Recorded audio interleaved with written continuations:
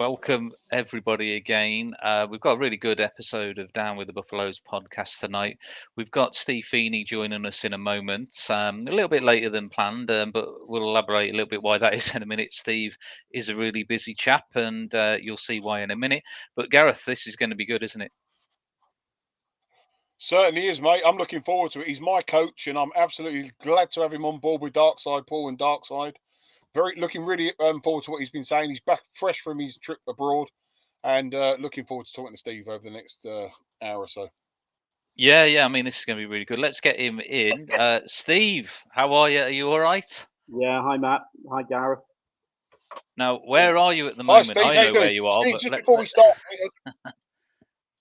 just before we start, Steve, just a couple things, mate. Matt, can you, Steve, be able to share this link, won't he, in order to put on his Facebook? If we can get that over to get that link sorted.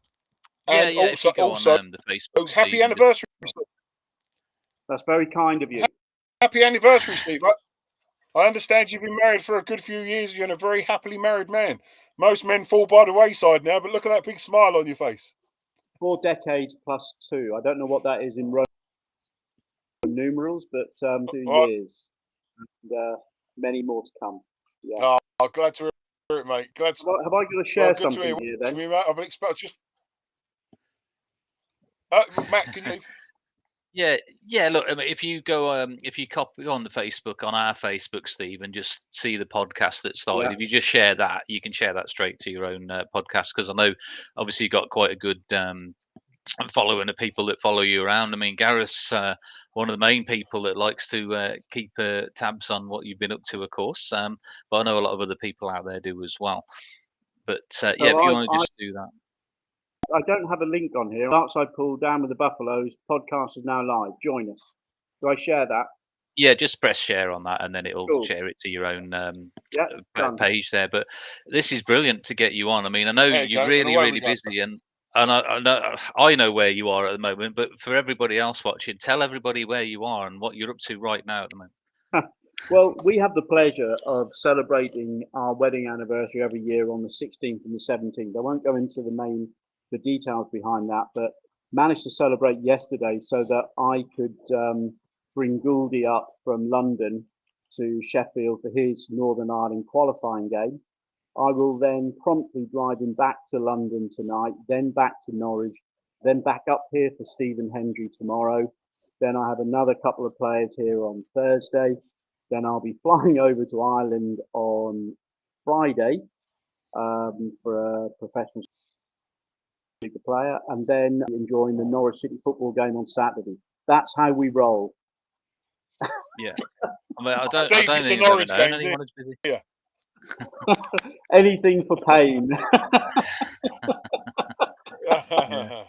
I don't think I've ever known anyone as busy as Steve. He's every time he's just always on the go. I mean, we follow around on your Facebook and your social media, and it's like 1 minute you're here, 1 minute you're there. I mean, you've just come back from America, I think, haven't you? Yeah, we went to New York and 2 weeks of coaching camps in Toronto, camps, 3-day coaching camps, and a pool 2-day coaching camp.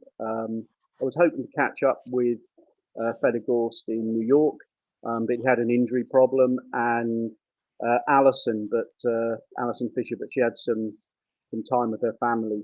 So things didn't quite work out. An awesome time. Yeah, fantastic. I love going to New York, and Canada was brilliant. Yeah, I can't wait. I want to go. My dream go there. That's it. He's my coach. Steve's my coach, and I can't at the minute. I need a couple of hours with him. He's the busiest guy in the world at the moment. Yeah, we've got those coming up. We certainly have, Steve. We have.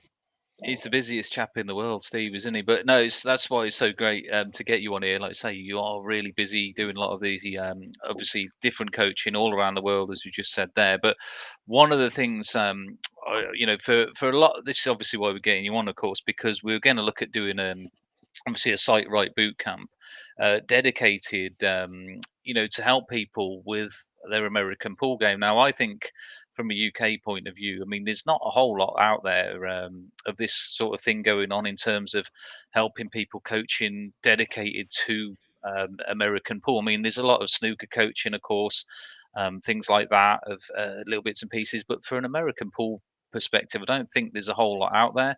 I know the sight right technique's been around, obviously quite a while, but just for the people watching, I mean, or going to be watching, I'll just give us a little bit of background on it, because it's a real. I mean, we know ourselves, me and Gareth, but for those people out there, it'd be great just to share a little bit about that, and then obviously we can go into a little bit more on what you'll be covering in this boot camp as well. Yeah, I think it's fair to say the brand Sight Right tends to pigeonhole me a bit. And there are 10 steps to the Sight Right coaching program. There's the technology side, and then there are the methods. And I guess probably one of the best ways to explain this is that when I'm asking coaches, can they guarantee they can see a straight line of aim? And they answer no, and yet they're coaching players. The next question is, would you agree that pool, 9-ball pool, any form of American pool, and accuracy sports? If they're accuracy sports, then one would expect not only the coach should be able to see a straight line of aim accurately and be able to coach a player to do that, but should the players. And it's quite important when we turn around and imagine a cart before will always be a problem when offline sighting and technical alignment prevails. And so many people, so many players do not know they have this problem. And the coaches don't know they have this problem because, things have moved on. Technology is, and Sight Right enables me to learn how to see how a player sees straight. It enables them to be able to learn how they see straight. There's a high planar view and a low planar view in a pre-shot routine and then down over a cue. And it's all a game of geometry. They're all games of geometry. So just like in golf, every putt starts off a dead straight putt. Well, we're talking about straight lines of aim, straight lines of contact, and then put behind that the ability to align the technique and work the technique, but also the cue action for accuracy and power. Yeah, I mean, there's a lot, like you say. I mean, there's a lot involved, and you mentioned the key one there. You're being pigeonholed a lot because people think, oh, Sight Right, it's just this, it's just that. When really, of course, when you start breaking it down, as you just said there is actually a whole lot more to it. And the other key thing you said, I mean, there is, as you know, I mean, there's plenty of coaches out there that don't necessarily know which eye is dominant, which even in terms of their own eyes, which is a dominant eye, and as you say, the coaching of the people out there. Well, I can very, address very that, Matt. Address that part. Yeah. First met Which Steve, is your dominant eye? Well, he's met Steve back in, I think around July time. I was absolutely desperate, because I was in and out of form like a yo-yo. But I knew that I was right-eye dominant, but I'd always been told leading with my right foot. So I was constantly searching for this line that one day it was there, the next day, one day it was left, right. And I'll tell you, this man here, he looked at my line. He said, "Gareth, do you think you're straight?" And I said, "Yes." And then as soon as he showed me the technology, I can absolutely say I was offline by to the left about a foot. And as soon as he put me in line, my God, he asked me, "What do you think of that?" And I'll tell you what, I've not looked back since. And I'll tell you what, since July, I've been in the form. And one thing I said to Steve was, he asked me what I wanted to achieve. And the main thing I wanted to achieve out of all this, and again, I haven't even started with Steve properly yet, was I wanted consistency. Well, my God, that man there gave it to me. He gave it to me. And Well, I think, it's really just for that one lesson. Yeah, what we're really doing is we're making the game easy, because it's already successful before you even hit the ball. Then it's all down to pulling the trigger and where you want to put the cue ball after that. And I'm not going to simplify it beyond, except to say that at a trade show in Vegas, it was described as amazingly simple, wonderful. And we're dealing with, once we understand how a person sees straight so that they can sight and line up a pot perfectly, then we have to deal with the technique that goes behind that. And I think that's what gets missing in terms of the sight right understanding. Enabling a player to build a technical, biomechanically online stance that is perfect for how they see straight, and then a cue action that becomes equally aligned to them as an individual is what is so important about the sight right process. Yeah, absolutely. Which is what you helped me with on the second and third hour, Steve, that we had together. You know, there was the first hour. Again, I'm just. You've seen a secret, haven't you, Gareth, in terms of a break off, but to create cue power, club head speed in terms of golf, you know, all these things come from accuracy, not scrubbing across the cue ball, not being misaligned to where you want to be hitting that cue ball, and then generating the cue power, the club head speed, as I put it, you know, in such a way that you keep that cue ball dead straight and accurate.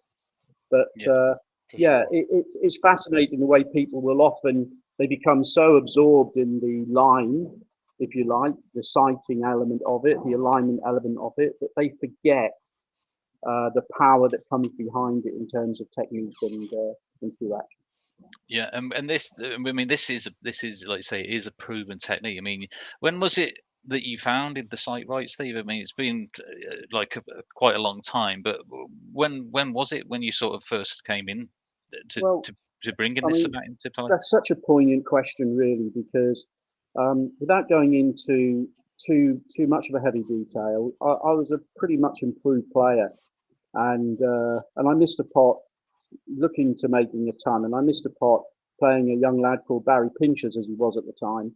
And I picked up Barry Pinchers. Yeah, he asked me how I missed that shot, and the next day I went to the local bookstall in Norwich and bought a book.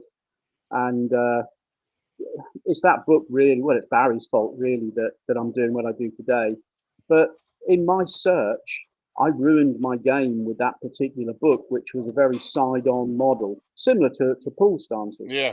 And you know, so I went back together. I had the help of a good referee who referred me to a coach, but there were things that weren't right. I couldn't guarantee I could sight straight. I couldn't guarantee my technique was online. And eventually I got to see who was the guru at the time, Frank Callan, and he, you know, bless him, look, he's not with us today. And these, you know, none of these people knew, okay, until sight right was invented, they only operated with information that they had out there. And simple tests of pointing the finger and this sort of test, they didn't guarantee my sighting and my eye dominance, as it was called. And I went to develop sight right, which identified a player's sighting line, how both eyes work together, balance together to see a straight line of aim over distances, short distances, medium, long, high planar, where depth perception comes into play, and low planar. And I patented it. And 1997, up until that year, I was probably the Jimmy White of Norwich. I was trying to win the Norwich Open. I wanted to turn pro, but I wanted to win the Norwich Open. And in the January of '97, Terry Griffiths was due to retire. Already made that announcement, and I made a call to him. Having developed sight right, had the patent attorney around, my call to Terry, and it was his birthday yesterday. He's 76. He's not very well at the moment, but ultimately it's this man who probably, you know, gave me a platform, because I'm in the January and the February, and I was at the Crucible in the year that he qualified for his match when he played Mark Williams. He then referred me on to Steve Davis, who referred me on to Steve Davis referred me on to golfers, and it kind of went from there, you know. Steve Davis in 2005, when he got to the final against Ding, he'd beaten Maguire and Stephen Hendry, and in the press, sight right made me feel like a player again. And everything everything came from back then. The person who really put sight right on the map, though, was the 5 years that I had 9 titles, including his 2015 World Championship and World Number 2. And then, of course, Mark Williams in 2018, 15 years since his second world title. Then, of course, Ronnie came on board, and we put simple goals together. Sadly, to beat Stephen Hendry's legendary record of seven titles, and of course now I work with both of them. Absolutely, that's beautiful. But then, in terms of building this, I used to be for the 8-ball, the county 8-ball pool team. So I was a snooker player, I was a curist, I was an 8-ball pool player.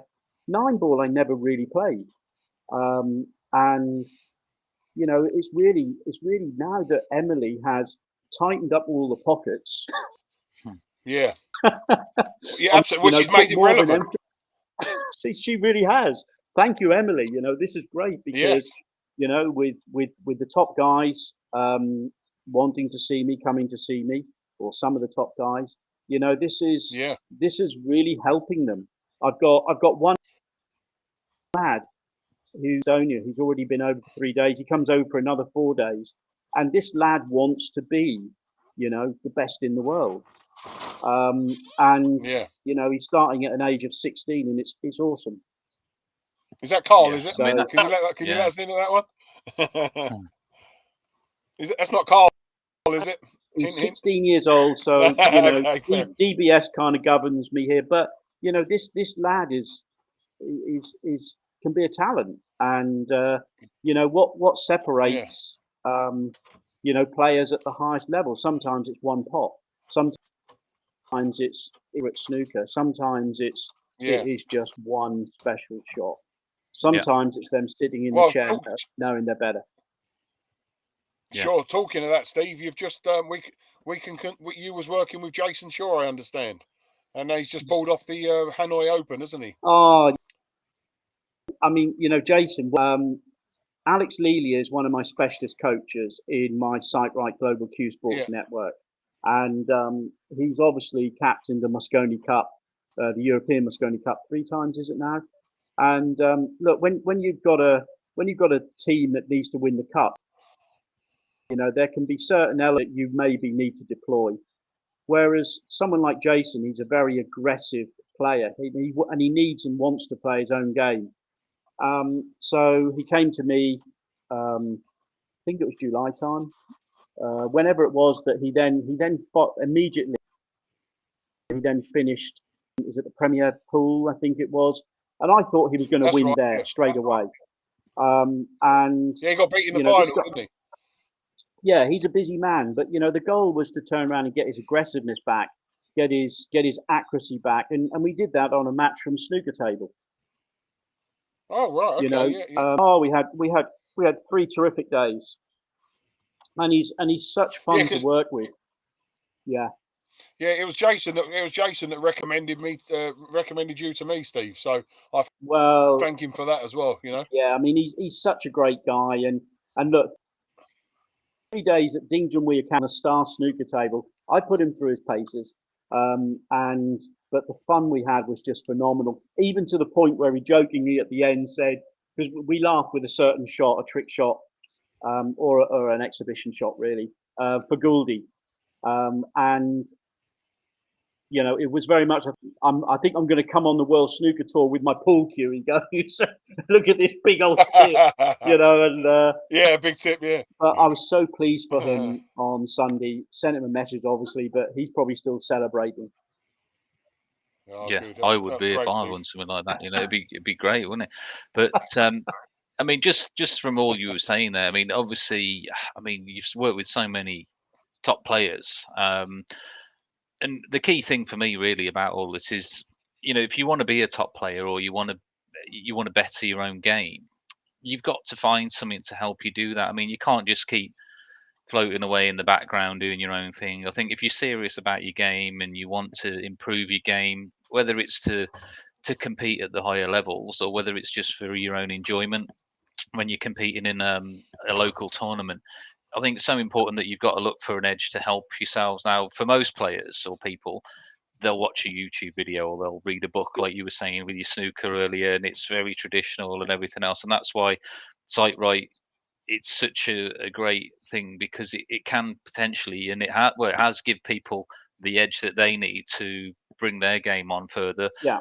to help Yeah. take them to that next level. And I'd just like to jump in there, Matt. Yeah. I'd just like to jump in there. Like I say, Steve, it's quite. I'm not sure if anyone's ever asked you this question, but it's quite obvious to me that I would say that a lot of these snooker coaches have absolutely ruined the careers of potential people that could have been absolutely brilliant, and they've just fallen by the wayside. I'm only going on my experience, but I've seen some. I look at myself. I look at myself, Steve, and I was a century break maker in snooker, and then I went and got coached by Jack Carnham many years ago, and it was the worst thing I ever done, Steve. I didn't recover. Look, I studied Jack Carnham's work. Yeah, I've studied Jack Carnham's work, and in my day as a snooker player, I copied virtually every single top professional's technique to understand why they were doing what they were doing and why they were doing it. Listen, technology. If we look at the first Ford car versus now, Ford vehicles today, technology changes, understanding changes, knowledge changes. But if as Ronnie would say, if we suddenly landed on this planet and said we were coaching people offline, someone would laugh at us.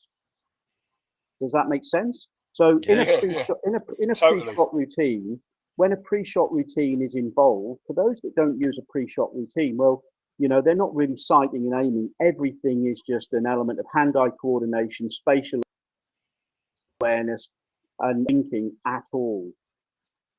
But when we coach with a pre-shot routine, Ronnie's statement about if you came onto this earth and you saw Federer and you looked at different players, if you then looked at the technical delivery within this sport, why would you ever coach a routine that's offline in the very first part of it? Because that will only lead to all sorts of unknown errors, technical flaws that only become perfected under pressure, and therefore you set up to miss. And then someone starts blaming the mind for the player you set up to miss because the flaw was unknown. Yeah, sure. Now, the coaches that didn't know this, for me, with all of the sighting tests that were used, the pointing of the finger, the thumb, all of these things that deal with eye dominance, to me, that's rather a misnomer. How our eyes balance together is what is key, and to really understand that. But your eyes are not in your feet, your eyes are not in your legs, your eyes are not in your hand. But some players have played the game very competently with almost like the triangular hand-eye coordination, but to a limit. It's a bit harsh in terms of the coaching if they don't know, because most coaches of nature will coach how they play. The difference with sight right coaching is everything is proven time and time again, and I do feel that I stand on the shoulders of these coaches of the past. If I hadn't have met Frank Callan, I wouldn't have known that test was wrong. I wouldn't have known that a number of other different things, technically, which I wouldn't really want to share on here, that are actually just myths. And time moves on, and technology moves on, understanding moves on, physics moves on, and I think the game, certainly, I feel that the methodology that I've brought to the sport is unmatched at the moment. I can show people the center of the cue ball. I can show them if they're bang online. I can show them their technique and their cue action and the length of their bridge that is appropriate for them in terms of pushing through the ball or hitting the ball. All these things. And so, Steve, do you get much? Is there resistance, Steve? Do you still get resistance from top coaches that you're doing it wrong? Because that must be they won't say they can't get their head around. They won't say I'm doing it wrong, Gareth. The problem is is that there is such an embedded brand, if you like, an established brand Yes, with success across so many players. But look, not just in snooker and cue sports. I'm the specialist coach for Winmore Red Dragon, have been for 13, 14 years. I launched a coach program with them in February. I've got a number of coaches in golf. I've worked with top golfers, including doing work with Adair Manley, who hosts the Ryder Cup in 27, and hopefully coming forward, Wentworth, and Stevie Gallagher. I've worked with top golfers, so there's just this misunderstanding how people see straight and then applying a technical element behind that without guesswork. Yeah, I mean that's key. I mean, and you were saying about these tests. You say no, the eye test, and I mean I 100% I wouldn't say I fell victim to the old look at the pocket, put your hands up, shut your one eye. Which which one can you? Yeah, I mean, look, I've Steve, been told to do that look before, look at my finger, Steve. When it sounds so simple when you have a coach that even tells you that their left eye dominant and then leg because that's the template, that's the blueprint, and you think, well, your left eye's nowhere near your right leg, so they don't even understand the use of it, so that they don't know how to apply it, and listen, I will probably make a few people uncomfortable in terms of coaches. I did in Canada, but I'll just speak the truth. If they tell me they know their eye dominance, I'll ask them, would they guarantee it? Yeah. And then I'll ask them again, would they guarantee it? Yeah. The evidence is in Stephen Hendry, Jeremy O'Sullivan, Mark Williams, just to name a few. Stuart Binger. There's your evidence, mate. Well, you've got Sean, Mark, Stephen. I've done work with Mark Allen before. I've done, I've got, look, there's over 40 odd players that I've coached on the main tour. But the resistance comes through those who don't fully understand coach, even the high performance element of it. They don't understand. So therefore, what they don't understand, years ago they ridiculed. Now it's difficult for those sort of people to argue with the results. But I've had professional golfers sack their swing after my work with that golfer. So how does a snooker or look, maybe he'll do this one day. Jeremy Jones, for example, how would he deal with the fact that he wasn't lining up perfectly? He wasn't pre-shot routine around a 9-ball pool table because he advocates the field method. Now there's the challenge. All right. So, I'm happy to take the challenge. And from that process onwards, how does a person right to left and left to right perfectly if they're not sighting perfectly in their pre-shot routine? They're guessing. Yeah. And it's those sorts of challenges that upset people, and why Winmore will call sight right disruptive technology. It is disruptive, status quo, and it's a paradigm shift. So it's been cruel to me in some respects. It is cruel. It has been cruel to me because I've had to take an awful lot of stuff that I shouldn't have had to listen to, because the proof is always in the pudding. But that's a paradigm shift. I've learned to live with that. People that I work with, it's about winning. But then at the same time, amateurs, pool players in Canada, a husband and wife team who now work together to improve their game that they've now received, the pocket sight right that they're now using. It always puts a smile on my face when I help players like that. A real smile. Well, it's great. I mean, and one of the other reasons, of course, why we got you on tonight is obviously you've come up with something to help obviously the American pool players, and you're going to be looking at doing exclusive sight right one day sort of boot camps jam packed with a lot of this stuff to help people take advantage of the technique and get involved with sight right, get involved in improving the technique, the game. and just trying to take it to another level for those sort of players. And in the same way that you just mentioned those two in Canada, there, they've done that, and they're now looking to develop their own games further. Yeah, I would say, this is thanks to Gareth and yourself, because Gareth has seen it. The 9-ball pool world is changing. When the top guys start seeking in their mind who the best people are to move their game forward to stay ahead of the rest, that starts to filter down. And I love working with amateurs. I love seeing the smile on their face. I love removing the guesswork from their game, and help them understand that actually everything is just so pretty much logical in terms of what they need to do. It does mean that afterwards they have coaches. Why haven't you shown me this before? Why didn't you know this? But look, this is progress. That's all. It's not the coach's fault. It's nobody else's fault unless they're aware of it, and then they do nothing about it. Yeah.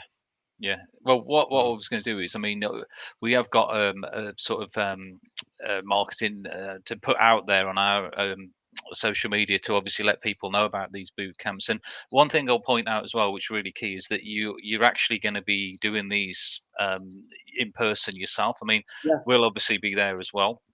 But it's yourself that's doing it. Now I've got I'm just going to share my screen a little bit when it comes on, Yeah.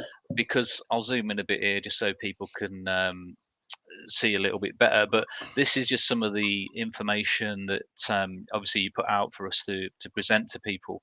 And I mean, I don't know if you just want to run through a couple of these things, just for the purpose of people watching, to give them a little bit more of an idea of what, because we're talking about a good 6.5 hours of jam-packed stuff to help people do all this stuff with the game. I mean, we've got, as you can see there, technical and biomechanical assessments. I mean, we did mention that a little bit. You were saying about the traditional stance versus the dominance with the eyes. Eyes, you haven't got eyes in your feet, of course. I mean, do you want to just elaborate on any of those, just for the people listening?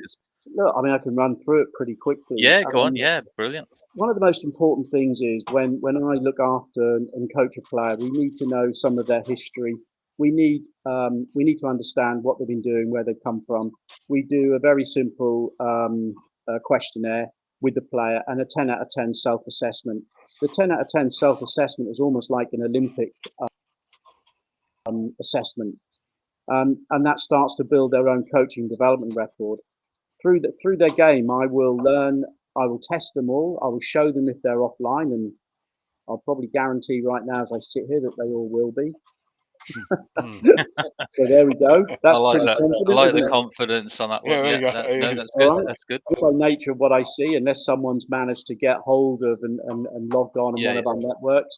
But I'll assess everybody. I will find out exactly how everybody sees straight. I will help them understand that information, both in their pre-shot routine and when they're down over the cue, right? To help them see the center of the cue ball and start to build their stance and cue action to develop the perfect technical setup for them, which will be literally probably one of the most mind-bending parts of the session for them. We then go into helping them develop their pre-shot routine and building a technically aligned stance. The pre-shot routine to make sure that they learn to sight an angle perfectly, both left to right and right to left. So there's no bias one side or the other. So the accuracy practice routines, I shot routine pretty quick. The feel method, the right leg online, right foot online method, or obviously the opposite for left-handed, that feel method we override, because that feel method holds people back. And that's in my opinion, the difference now between coaching process versus the old. This is an accuracy sport. You need to see lines of aim. You need to see angles perfectly so that you can assess them and learn to see them for the first time. I had one player who was being coached by somebody for 5 years, and after that, sight right coaching. First time they felt they'd seen a line of aim since they'd been coached. So the practice routines that we bring into play start to help people learn to see those lines of aim, to see those angles perfectly, right to left, left to right, within control zone routines and my right and tight routines. They're really good on a 9-ball pool table. So as we go through the afternoon with those, there'll really be some high level practice work going on. The pocket sight right in terms of the master classes will be brought in around the technical assessments and obvious action and a person's cue pass spectrum. There'll also be something pretty special within that cue pass spectrum in terms of building a power break. Hey, you can help me on that. That's what I need, Steve. My which break I've seen. is just, my break is just terrible. I need a new break cue. I really do. That's my problem, I think. But I'll also say as well, say that again, Steve. Steve, it's a lot more. It's a lot more than his break, Steve. Well, no, look, I mean, hey, I'm happy with the way I'm playing at the moment. But the thing is, my worst habit, and I'm sure a lot of other people out there do the same thing. Yeah, I can pop the balls and walking around the table, but my pre-shot routine sometimes just terrible because I'll step backwards into a shot sometimes. I won't step forward into a shot. I'll put a shot, walk around the table, and just get down, step backwards, and play it. I'm so lazy sometimes like that. I think if you remember, I think if we take the view within 9-ball pool, look, it's like this. Whilst we will, in 9-ball pool, you'll want to use the cushions for different reasons. The guys from Canada will tell you, I had them potting over white dots, little white dots. That's the level of accuracy, little white dot. Yeah. So phenomenal. So this accuracy, and we make these things simple, easy to understand, and then they have so much to practice. So they're going to be special days, and you guys have made these possible. Well, as we have always said, I mean, we want to, push 9-ball in the UK. I mean, we're really big advocates for 9-ball American pool in the UK and other cue sports as well. But obviously, predominantly our interest is American pool, and that's what we've always been interested in. And this is why we're doing what we're doing. And it's so good to be able to get you on board to obviously, bring some of this into the game as well to help people. And as we all know, 9-ball is growing. Of course, obviously, Matchroom are doing a lot of good stuff. I know there's a lot of politics at the moment between certain organisations and things in the background, but we'll wait and see what happens. And even some of that's crept into snooker a little bit recent times as well. But we'll wait and see what all happens with that. But aside from all that, the game does want to move forward, and as we know, we've got the GB 9-ball tour on the verge of starting up again next year. And I think this is such a good opportunity for people to maybe put in that little bit of groundwork to get their game ready and their technique ready and I'm always a massive fan of people that take the time to work on the game when you notice them playing better. And I've seen this a lot recently as well. I love it because it's so good because they deserve to do that. If they put the time in to work on the game, but well done to them for getting these results that they might not have got previously. And There's something I wouldn't mind sharing there within the world of golf that I've been privy to. There was one top golf coach, a guy called Bob Torrance, who was the coach for Stevie Gallagher and a lot of the top Scottish. And conversations with him at Wentworth led down the following path. He said, "Well, Stephen," he says, "if you do the right things, you will improve." And bless him, my answer to Bob is, yeah, fully agree, Bob. But I think the secret is knowing what those right things are. Yeah. And there should be no guesswork. There should be no guesswork. I couldn't agree more, Steve. And that's exactly what sight right's all about. And the feedback that's coming through. Look, perhaps I hide behind the brand. I don't know. I just like seeing happy faces, people winning, people potential. Something I would have wanted. And I guess that's why I get so much enjoyment out of it. And these are going to be special days for those that turn up. I hope we see as many women there as men because different ways of approaching the game. All right, they have different ways of approaching the game, and the women's tours are building as much as the men's nowadays. So I hope we have a good mix. Nobody should be shy, and every one of them will have my best. Well, just on the back of these boot camps, I mean, initially we were obviously looking at 17th and 18th of November. 17th at Solihull, which of course is my sort of her main hub, and it's obviously becoming the hub of the Midlands, I think, for American pool, and they've actually had a big redevelopment internally of that club as well, and put a lot of money into renovating and things like that, and it's a great club. Daryl's brilliant, isn't he? Yeah, I mean the tournament we just had on Sunday, there was a strong field, a lot of good players. Luke Garland. Yes, we're getting him on Saturday actually. A great friend of mine. Yeah, and I think you've done a bit with him in the past, if I'm right. I'm saying that. Is that right? I think I have. I can't remember when the name. I think it was like more of it from a snooker perspective, because Luke used to play a lot of snooker. See, a lot of people will come to me for guide because, like me, you know, as an 8-ball pool player, 8-ball pool was easy because of the snooker that I played. I was back in the days of Keeper, Ross McGuinness, you know, the strategic, you know, get your 2 shots, build an office, get your 2 shots and clear them up.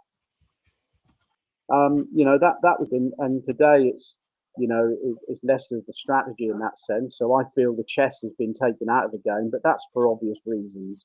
But you know, I have top pool players wanting to play snooker on a match table, knowing that those pockets are going to look the size of, dare I say it, Norwich City's goal. At times. I shouldn't say that because, you know, I'm an avid fan, but it does feel like that sometimes. But yeah, you know, if you're potting and can do great stuff on pockets are bigger, you know, life is different. Yeah. And like I say, we're looking at 17th, of course, at Solihull, which is probably going to be about 12 or 6. I'm sure I've been there before. It's a great club. I mean, it's obviously a Riley's club, but it's one of the sort of a few Rileys that are still left out there. I mean, it's a classic venue. I think Steve Davis opened it back in the day because they've got something on the wall, a plaque as you go in. I'm sure Steve Davis opened it in 1980. I don't know, 7 maybe, something like that. I'll have to have a look when I'm there again. But and then of course on the 18th of November, another great club looking to do this. Gareth, do you want to let people know where that one is? I mean, I've not been there yet, but you know where that club is, of course. Absolutely. Sorted out by Russell, the manager of Raging Bull in High Wycombe. It's a great club, great atmosphere. Absolutely Russell lives the game for pool, and he's certainly going to put on the, and it should be good fun down there on that day. So that's the Raging Bull on the 18th in High Wycombe. Yeah, I'm so looking forward to both November. Yeah. Oh, I've frozen out. That's all right. I'll just get that back off. But I will put that. Got you back. I will put that up on our. Is that done now? Yeah. No, I'll put that up on our social media. Obviously, we can let people see that. We'll give them the dates, of course. I mean, it's gonna be great. I mean, one thing I should point out as well, because there's a lot of stuff to pack in these things. We are looking at. We can't go massive on the numbers, of course, because it's just not feasible to, and logistically, it's not going to work. So, just let everybody know roughly. I mean, what we're looking at numbers wise for these things to make it. We're looking. I think we put maximum 8, but if you want to. All right. So it's going to be a limited kind of thing then. So we're looking for I mean, people are going to have to jump on it. I think we're going £165. It's going to spread. All right. And if we keep this contained, then I'd rather people wishing that they'd made it by the words that spread. So then we follow up with another one pretty quickly. I will use, where possible, I will use large screen TVs, HDMI cables, just to feed in the video stuff that I take. Every player likes to see themselves on TV, the bad and the good. Yeah, all right? definitely. they get instant feedback, and yeah, what you won't have seen, Gareth, at the moment is the routines that I put them through in Canada. You'll really enjoy. Yeah. Okay. Oh, good. Looking forward to it, Steve. It's going to be. It really will be a fantastic 2 days. And all right, 8 to 10. If you go to 12, it's all right. I could accommodate 12 as long as I don't have a slow coach. All right, but put it this way: on a 2 day camp in Canada, I was dealing with one wife with her husband who'd had a stroke. Oh, and he managed on a snooker table to pop the blue down the middle and follow the cube and follow the blue in with a dead straight shot. But he was in his 70s, and I had to work around that. In the pool camp, I had a husband and wife team, and it was magnificent.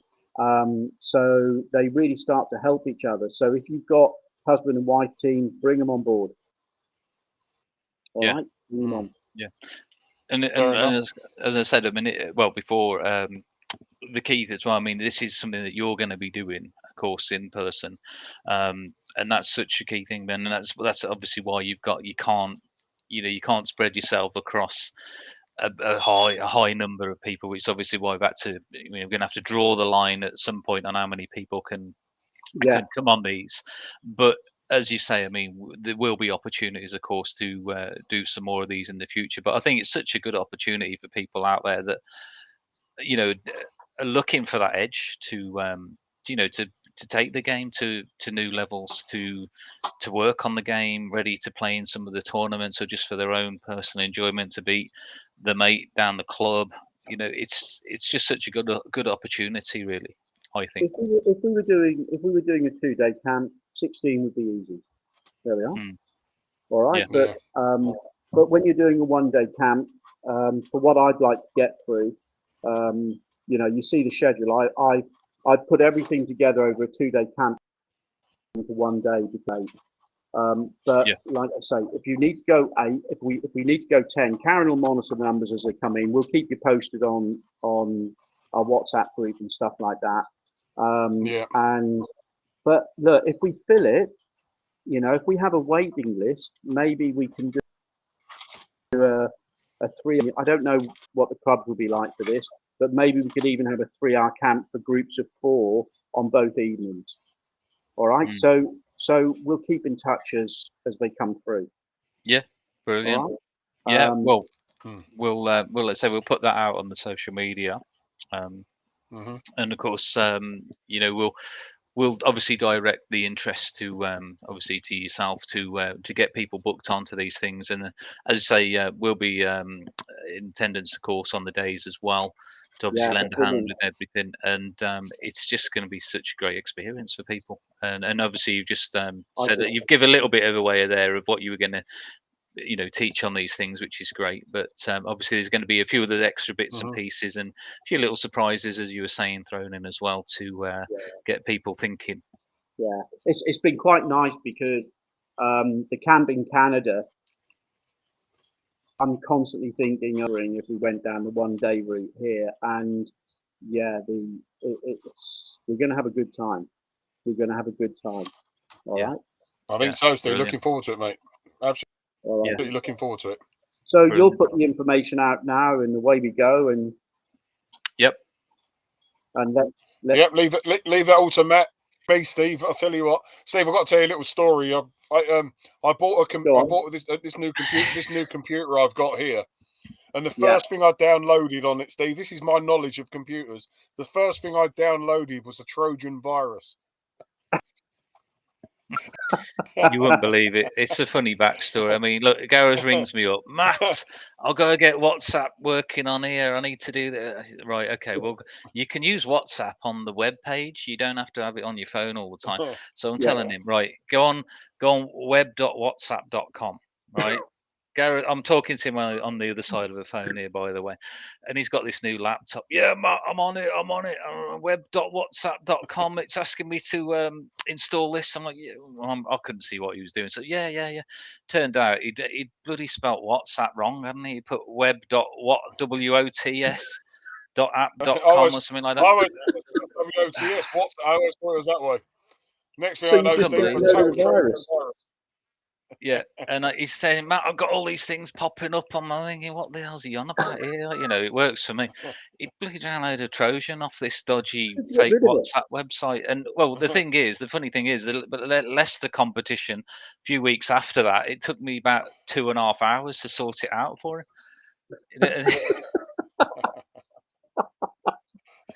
So I'm glad that Matt and Karen are taking.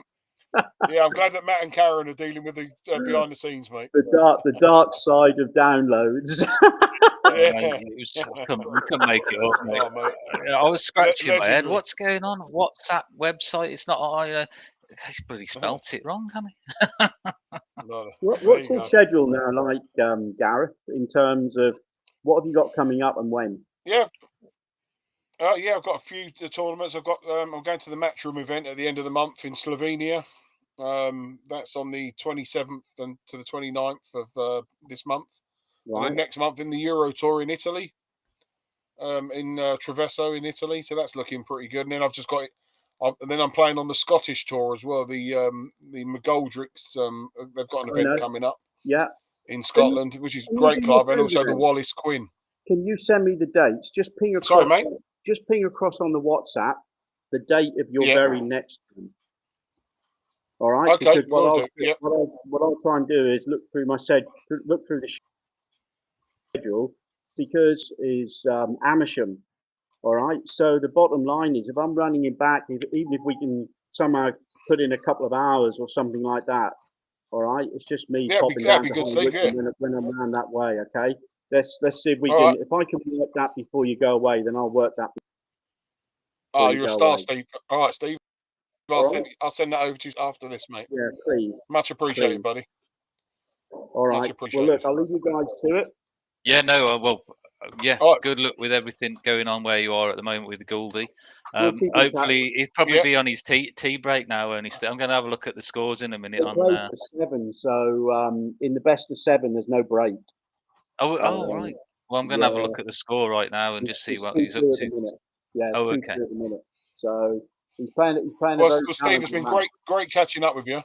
Yeah, great catching up with you, Steve. And I say happy anniversary to you. 42 years of bliss, mate. And I look forward to shaking your hand and saying well done.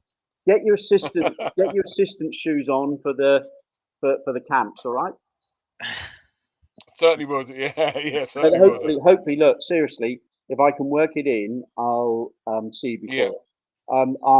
Look, absolutely. I alluded to it on in our call. We're not live now, are we, in terms of broadcasting?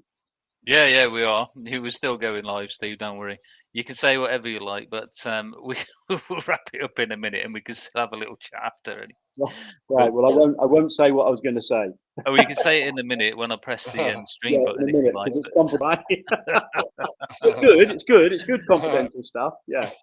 But just to wrap this up anyway, like I say, I'll end it in a minute anyway. But just to wrap this up, from my perspective, I just like to say, obviously, want to recap again, of course, just to say how good of an opportunity this is going to be for certain players. And I know people are going to be out there thinking, well, it's a lot of money. But the thing is, if you want to have 6 hours of coaching with a snooker coach, no matter who it is, or the tramp in the park, it's going to cost a lot more than £165. And the key thing as well, as I've said a few times, is it's going to be yourself that's doing this as well. With obviously, you've got this proven track record of working with a lot of top players, snooker players, pool players, and for the money. I just think it's Christmas come early. It can be for some people out there. So I'll tell you how I look at it. I've seen many people spend fortunes on their cues that they can't use, and that's without being. Yeah, there you go. You've got people all the gear, no idea. Well, you've got people who are new to the game, and they're going to learn very quickly. You've got people who are wanting to improve but can't find ways to improve. They're going to start to realise that things are a lot easier. Then you've got others that want to play at the high levels of the game, that know that when they get into the pit with people in battle, that things are going wrong. and that's why they'll be there. The ones at the right at the top of the game, they're the ones that are already contacting me, and they just want to stay ahead of the field, ahead of the competition. They want what's new out there. That's no different to a golfer who wants the latest driver or the latest technology to stay ahead of the field. Yeah, sure. Yeah. So there's a whole spectrum we'll see. Everyone will get special treatment, and everyone will get the best of me on the day. Yeah, really good to know. Really good. And like I say, I'm really looking forward to it as well. I know Gareth is as well. But we'll call it a night at that. And then you can obviously let us know what you're going to let us know a minute ago.